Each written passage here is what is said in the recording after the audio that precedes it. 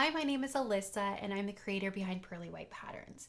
In this video, I'm going to be showing you how to do the knit and purl stitches. Now, knitting and purling are the basic building blocks of any knit piece that you make.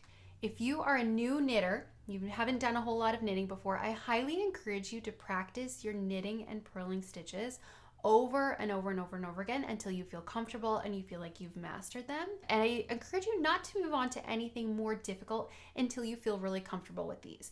Now, there are a lot of knitting pieces that you can make with just knitting and purling. You don't have to learn any more complicated skills to knit anything as basic as like a blanket or a scarf. You can knit a beautiful blanket and scarf just with knitting and purling. So I highly suggest work on a few projects, make a few projects that are simple, get the practice, get the experience, get the muscle memory, and then move on to something more difficult. Now, before you can start knitting and purling, you need to cast on. You need to have stitches on the needle already to be able to start. If you're unsure how to cast on, I do have another video on how to do this. You can check that out. I'll link it in the description below. Once you've got your stitches cast on, grab your other needle, or in my case, the other end of your circular needles, and place the tip through the first stitch in this direction. This direction is called knit-wise because you're about to make a knit stitch.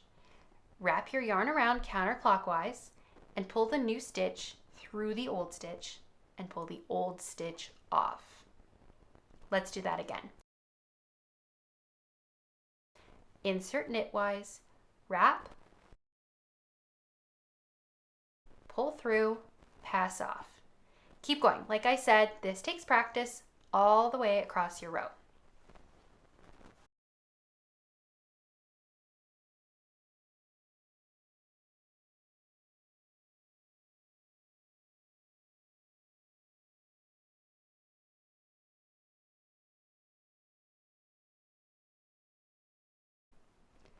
Once you reach the end of your row, your knitting ends up being in your right hand.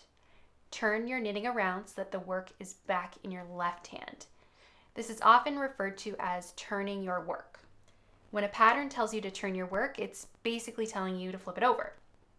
Now comes the purl stitch. Place the tip of your right needle through the first stitch in this direction. This is referred to as purl-wise because you're about to make a purl stitch. Wrap your yarn around the needle counterclockwise, pull the new stitch through the old stitch, slip the old stitch off your needle. Great, now let's do that again. Insert, wrap, pull, slip off. Keep going all the way across your row and don't worry too much about pulling your yarn too tight or too loose at this point.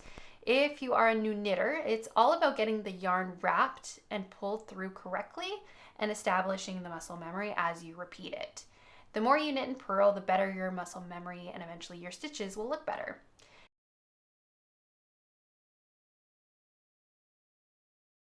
Once you get to the end of this row of purl stitches and the work is in your right hand, flip it over once again. Okay, now I want you to keep knitting across your row, flipping, purling back across your row, keep going. And if you're really committed to knitting a sample swatch, do it for about 30 rows just to get the practice in. And then once you've done your 30 rows, your work should look something like this. Here I've got a side of all knit stitches. So your one side will look like this. And then on the other side where you've done all your purls, it'll look something like this.